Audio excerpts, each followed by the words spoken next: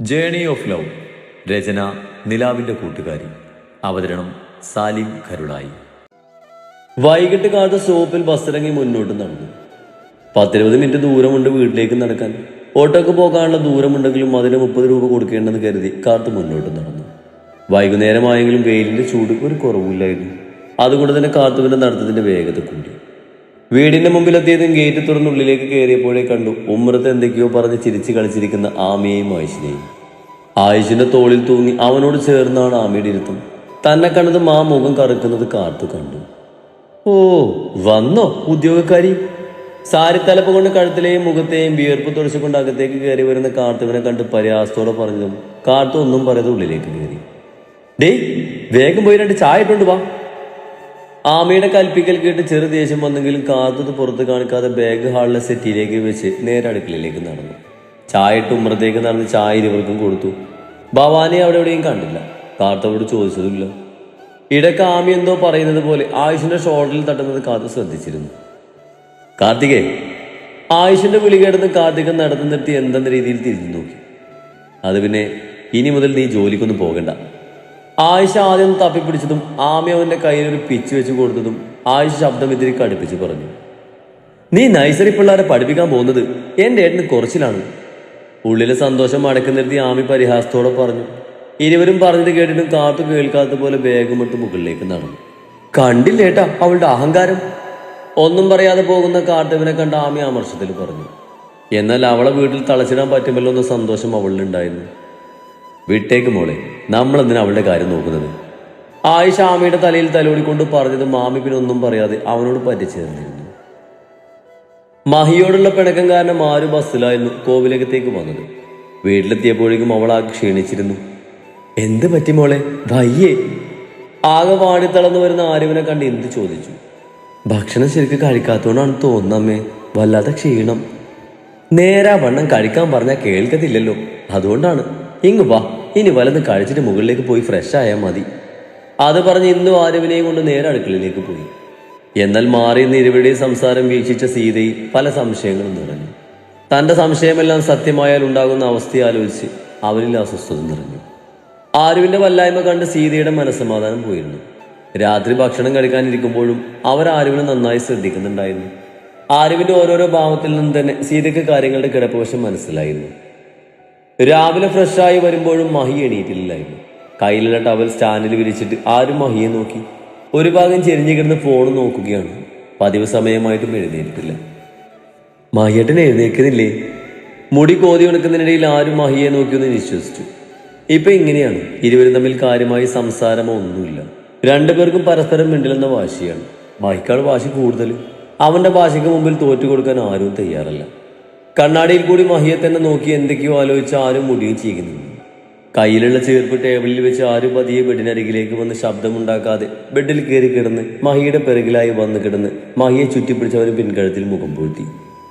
ആരും ഒന്ന് മഹിയെ പിറകിലൂടെ കെട്ടിപ്പിടിച്ച് കിടന്നതും മഹിയൊന്ന് കുതിറിയെങ്കിലും ആരൊന്നുകൂടെ മഹിയിലുള്ള പിടി മുറുക്കിയതും മഹി അടങ്ങിക്കിടന്നു. മഹിയേട്ടാ! മഹിയുടെ ചെവിക്കരികിൽ മുഖം അടുപ്പിച്ചുകൊണ്ട് ആര് വിളിച്ചു. മുഖം വീർപ്പിച്ച് കിടക്കുകയല്ലാതെ മഹിയൊന്നും മിണ്ടിയില്ല. എന്റെ വാശിക്കാരാ, ഇനി ഇങ്ങനെ വാശി കാണിച്ച് മുഖം വീർപ്പിച്ച് നടന്നാൽ ശരിയാകില്ലട്ടോ. മഹിയെ മുറുകെ പിടിച്ച് മഹിയുടെ പിൻകടത്തിൽ പതിയെ പല്ലുകളായതുകൊണ്ട് ആര് പറഞ്ഞു. എന്നിട്ടും മഹിയിൽ നിന്നും മറുപടി ഒന്നും ഉണ്ടായില്ല. ഏതൂട്ടാ!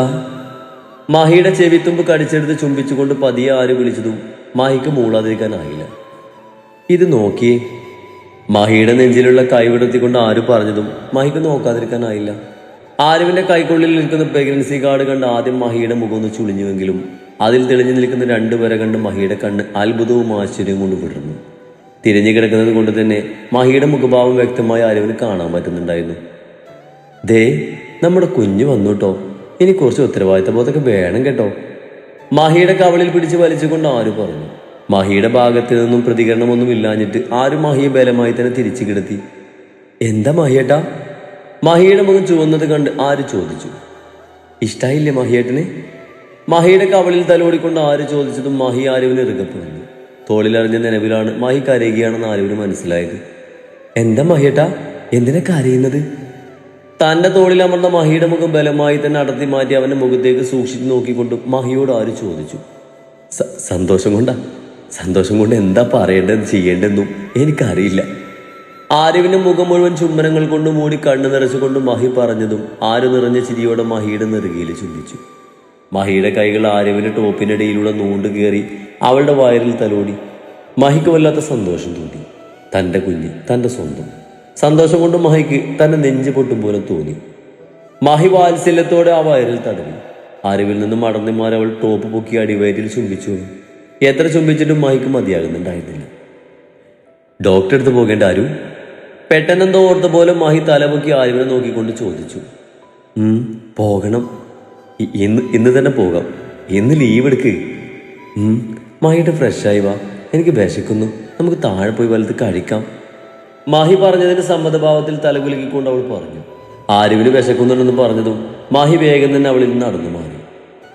ഞാൻ വേഗം കുളിച്ചിട്ട് വരാം, നീ ഒറ്റക്കൊന്നും താഴേക്ക് പോകണ്ടോ, ഞാൻ വന്നിട്ട് പോകാം. ബെഡിൽ നിന്ന് എഴുന്നേറ്റ് തോർത്തെടുത്ത് തോളിലിട്ട് കൊണ്ട് മാഹി പറഞ്ഞതും അവന്റെ പപ്പാളം കണ്ട് ആരു ചിരിയോടെ തലകുലുക്കി. ഭക്ഷണമെല്ലാം ഡൈനിങ് ടേബിളിൽ എടുത്തു വെക്കുമ്പോഴാണ് സീത മഹിയുടെ കയ്യിൽ പിടിച്ച് ചിരിയോട് എന്തൊക്കെയോ പറഞ്ഞു വരുന്ന ആരുവിനെ കാണുന്നത്. ഇരുവർക്കുമിടയിൽ അകലം മാഞ്ഞത് അവർക്ക് സഹിക്കാൻ പറ്റുന്നുണ്ടായിരുന്നില്ല. ഇരുവരുടെയും മുഖത്തെ സന്തോഷവും ചേർന്നുള്ള വരവും കണ്ടതും സീതയുടെ മുഖം ഇരുണ്ടെങ്കിലും മുഖത്ത് വരുത്തി തീർത്ത പുഞ്ചിരിയോടെ അവർ നിന്നു. മോളിന്ന് പോകുന്നില്ലേ? ചായ നിറച്ച ജഗ്ഗും കൊണ്ട് ഡൈനിങ് ഹാളിലേക്ക് വന്ന് ഇന്ദു സാധാ വീട്ടിലിരുന്ന് ഡ്രസ്സും ഇട്ട് വന്ന് ആരുവിനെ കണ്ട് തിരക്കി. ഇല്ലമ്മേ. അതെന്ത് പറ്റി? ലീവ് എടുക്കാൻ മടിയുള്ള കൂട്ടത്തിലാണ് ആര്. അതുകൊണ്ട് തന്നെ സൺഡേ ഒഴികെ എല്ലാ ദിവസവും അവൾ ജോലിക്ക് പോകാറുണ്ട്. അതുകൊണ്ട് തന്നെ പ്രത്യേകിച്ച് കാരണമില്ലാതെ ആരും ലീവ് എടുക്കില്ലെന്ന് അറിയാവുന്ന ഇന്ദു സംശയത്തിൽ ചോദിച്ചു. അതോ, എൻ്റെ അമ്മ ഇനി ഒരു അച്ഛമ്മയാകാൻ പോകാം, അതൊന്ന് ഹോസ്പിറ്റലിൽ പോയി കൺഫേം ചെയ്യണം, അതുകൊണ്ട് പോകുന്നില്ലെന്ന്. മഹിയുടെ കൈവിട്ട് ഇന്ദുവിന്റെ അരികിലേക്ക് വന്ന് അവരുടെ കവളിൽ പിടിച്ച് വലിച്ചുകൊണ്ട് ചിരിയോട് ആര് പറഞ്ഞതും ഇന്ദുവിന്റെ മുഖം പിടർന്നു. സത്യാണോ മോളെ? അവിശ്വസനീയതയോടെ ആരുവിനെ കണ്ണുപിടുത്തി നോക്കിക്കൊണ്ട് ഇന്ദു ചോദിച്ചു. സത്യാമ്മേ. ആര് പറഞ്ഞതും ഇന്ദുവിന്റെ കണ്ണുകൾ നിറഞ്ഞു. അവര് സന്തോഷത്തോടെ ആരുവിനെ കെട്ടിപ്പിടിച്ചു. സീതയ്ക്ക് താൻ വിചാരിച്ച പോലെ ആര് ഗർഭിണിയാണെന്ന് അറിഞ്ഞതും വല്ലാത്ത ദേഷ്യം തോന്നി. എന്നാൽ മഹി ഇന്ദുവിന്റെ സന്തോഷം നോക്കി കാണുകയായിരുന്നു. നന്നായി, അമ്മക്ക് ഒത്തിരി സന്തോഷായി. ആരുവിൽ നിന്നും മടന്നുമാർ അവളുടെ നെറുകയിൽ ചുംബിച്ചുകൊണ്ട് ഇന്ദു പറഞ്ഞു. അല്ല, എന്താ ഇവിടെ ഒരു സ്നേഹപ്രകടനൊക്കെ? ബ്രേക്ക്ഫാസ്റ്റ് കഴിക്കാൻ അങ്ങോട്ട് വന്ന സൂര്യ അമ്മയുടെയും മോളുടെയും സ്നേഹപ്രകടനം കണ്ട് ചോദിച്ചു. രാവിലെ തന്നെ ഒരു സന്തോഷ വാർത്തയുണ്ടേ. എന്തു നിറഞ്ഞ ചിരിയോടെ പറഞ്ഞത് കേട്ട് സൂര്യ സംശയത്തിൽ ഇരുവരെയും മാറി മാറി നോക്കി. സൂര്യന്റെ ഒരു അച്ചാച്ചനാകാൻ പോവാ, ആരുമോൾക്ക് വിശേഷമുണ്ട്. എന്തു പറഞ്ഞത് കേട്ട് സൂര്യ ഒന്ന് ഞെട്ടിയെങ്കിലും ഞൊടിയുടെ നേരെ കൊണ്ട് സൂര്യയുടെ മുഖം പിറന്നു. എന്തോ സത്യാണോ നീ പറഞ്ഞത്? വിശ്വാസം വരാതെ അവർക്ക് അരികിലേക്ക് വന്നുകൊണ്ട് സൂര്യ ചോദിച്ചു. അതെ സൂര്യേട്ടാ, സത്യ. എന്തു പറഞ്ഞതും സൂര്യക്ക് വല്ലാത്ത സന്തോഷം തോന്നി. ആരുവിനരികിലേക്ക് വന്ന് സൂര്യ അവളെ ചേർത്ത് പിടിച്ച് അവളുടെ നെറുകയിൽ സന്തോഷത്തിന്റെ ഒരു ചുംബനം നൽകി. സന്തോഷം കൊണ്ട് സൂര്യന്റെ കണ്ണുകൾ നിറഞ്ഞു. ഇതെല്ലാം കണ്ട് മഹിക്ക് സഹിക്കുന്നില്ലായിരുന്നു. എന്നാലും മുഖം ഗൗരവത്തിൽ കയറ്റി പിടിച്ച് ആരെയും ശ്രദ്ധിക്കുന്നില്ലെന്ന പോലെ മഹി നിന്നു. ഇനി നന്നായി ശ്രദ്ധിക്കണം. ഇനി നീ വീട്ടിൽ നിന്ന് വർക്ക് നോക്കിയാൽ മതി. അത്ര ദൂരം ഓഫീസിലേക്ക് പോകുന്നത് നല്ലതല്ലേ? ആരുവിന്റെ തോളിൽ തട്ടിക്കൊണ്ട് സൂര്യ പറഞ്ഞു. എനിക്ക് കുഴപ്പമൊന്നുമില്ല അച്ഛാ, പിന്നെ എന്തിനാ വെറുതെ വീട്ടിലിരിക്കുന്നത്? വീട്ടിൽ വെറുതെ ഇരിക്കുന്നത് ആലോചിച്ച് മുഷിച്ചിലോട് ആര് പറഞ്ഞു. എന്നാലും കുഴപ്പമില്ല, ഇനി റെസ്റ്റ് എടുക്കണം. ഡോക്ടറെ കാണിച്ചോ? ഇല്ല അച്ഛാ, ഇന്ന് പോണം. ഇന്ദു, ശാരദയോട് പറ ഉച്ചയ്ക്ക് സദ്യ ഒരുക്കാൻ. ഒന്നിനൊരു കുറവുണ്ടായിക്കൂടാ. അതും പറഞ്ഞ് സൂര്യ കഴിക്കാനിരുന്നതും എല്ലാവരും ബ്രേക്ക്ഫാസ്റ്റ് കഴിക്കാനിരുന്നു. ആരും മനഃപൂർവ്വം തന്നെ സീതയെ ശ്രദ്ധിക്കാൻ പോയില്ല. ഇതെല്ലാം കണ്ടിട്ട് സീതയ്ക്ക് സഹിക്കുന്നില്ലായിരുന്നു. എല്ലാവരുടെയും മുഖത്തുള്ള സന്തോഷം അവിടെ സമനില ധരിക്കുന്നത് പോലെ തോന്നി. ആരുവിന്റെ വയറ്റിൽ തളിർത്ത ആ കുഞ്ഞു ജീവനെ ഇല്ലാതാക്കി കളയാൻ തന്നെ അവർ തീരുമാനിച്ചു. എന്താ ആലോചിക്കുന്നത്? ഇപ്പൊ സങ്കടം തോന്നുന്നുണ്ടോ? കൈ കഴുകി തിരിഞ്ഞ ആര് തനിക്ക് പിറകിൽ ചിന്തയിൽ മുഴുകി നിൽക്കുന്ന സീതയെ നോക്കി ചോദിച്ചു. നീ അധികം സന്തോഷിക്കണ്ടടി. നിങ്ങളുടെ ഈ സന്തോഷത്തിന് നീർക്കുമിളിയുടെ ആയുസേ ഉള്ളൂ. ഇല്ലാതാക്കും ഞാൻ നിന്റെ വയറ്റിൽ മുളച്ചതിനെ. സീത ശബ്ദം താഴ്ത്തിക്കൊണ്ട് പറഞ്ഞു. ഞാൻ ജീവനോടെ ഉള്ളപ്പോ നിങ്ങൾക്ക് എന്റെ കുഞ്ഞിനൊന്ന് തൊടാൻ പോലും പറ്റില്ല. ആരും വിട്ടുകൊടുത്തില്ല. നിന്നെ ഇല്ലാതാക്കാൻ വന്നോ അതും ഞാൻ ചെയ്യും. ഒട്ടും മായില്ലാതെ സീത പറഞ്ഞു മാറി ചിരിച്ചു. അവളുടെ ചിരി കൂടെ കണ്ടത് സീതയുടെ മുഖം വീർത്തു. അതിന് നിങ്ങൾ രണ്ടാമത് ജനിക്കേണ്ടി വരുവേ? കാണാടി. അതെ, കാണാം. ഒടുക്ക തോൽവി അത് നിങ്ങൾക്ക് തന്നെയാകും. സീതയെ നോക്കി വെല്ലുവിളി പോലെ പറഞ്ഞ ആര് തന്നെ കാത്തു നിൽക്കുന്ന മൈക്കരികിലേക്ക് പോയി. അമ്മേ, വേഗം റെഡിയായി വാ, നമുക്ക് ഹോസ്പിറ്റലിൽ പോകാം. ആരും മുകളിലേക്ക് പോകാൻ നേരത്തെ ഇന്ദുവിനോട് പറഞ്ഞതും അവൾ പറഞ്ഞത് കേട്ട് ഇന്ദുവിന്റെ മുഖം വിടർന്നെങ്കിലും മഹിയുടെ മുഖം മാറി. ഞാനില്ല, നിങ്ങൾ പോയാ മതി. മഹിക്കത് ഇഷ്ടപ്പെടില്ലെന്ന് ഓർത്ത് ഇന്ദു പറഞ്ഞു. പറ്റില്ല, അമ്മയും വരണം. അത്രമാത്രം പറഞ്ഞ് ആരും മഹിയെ നോക്കാതെ അവന്റെ കൈയും പിടിച്ച് മുകളിലേക്ക് പോയി. നീ എന്തിനാ അവരോട് വരാൻ പറഞ്ഞത്? റൂമിലെത്തിയതും മഹി ആരുവിനോട് ചോദിച്ചു. അതിനിപ്പോ എന്താ? അവര് വരണ്ട, അവരുണ്ടെങ്കിൽ ഞാൻ വരില്ല. മഹി വാശി കാണിച്ചു. എന്നാ മഹിയേട്ടൻ വരണ്ട, ഞാൻ അമ്മയുടെ കൂടെ പൊക്കോളാം. ആരും വിട്ടുകൊടുക്കാതെ പറഞ്ഞു. ഓഹോ, ഇപ്പൊ അങ്ങനെയായല്ലേ? എന്ത് കൈവശം കൊടുത്താണാവോ അവരിതിനെ പാടിലാക്കി വെച്ചത്? ദേ മഹിയേട്ടാ, ഒറ്റന്നങ്ങ് തെരിഞ്ഞൻ പറഞ്ഞേക്കാം, നമ്മുടെ കൂടെ അമ്മയും വരും, അതിന് മാറ്റമൊന്നുമില്ല. അധികം നിന്ന് കുടുങ്ങാതെ ഡ്രസ്സ് മാറ്റാൻ നോക്ക്. ആര്യത്തിന് ദേഷ്യത്തിൽ പറഞ്ഞ് ഡ്രസ്സ് മാറാൻ പോയതും മഹി പിന്നെ കൂടുതലൊന്നും പറയാൻ പോയില്ല. അല്ലെങ്കിലും ആര്യവിന്റെ ദേഷ്യത്തിന് മുന്നിൽ മഹിയുടെ വാശിയെല്ലാം പുഷ്പം പോലെ അലിഞ്ഞു പോകും. ഇരുവരും ഡ്രസ്സ് മാറി റെഡിയായി താഴേക്ക് പോകുമ്പോൾ ഇന്ദു റെഡിയായി നിൽക്കുന്നുണ്ടായിരുന്നു. മടിച്ചു നിൽക്കുന്ന ഇന്ദുവിന് ആര് തന്നെയായിരുന്നു മഹിയുടെ താറിലേക്ക് കയറ്റിയിരുത്തിയത്.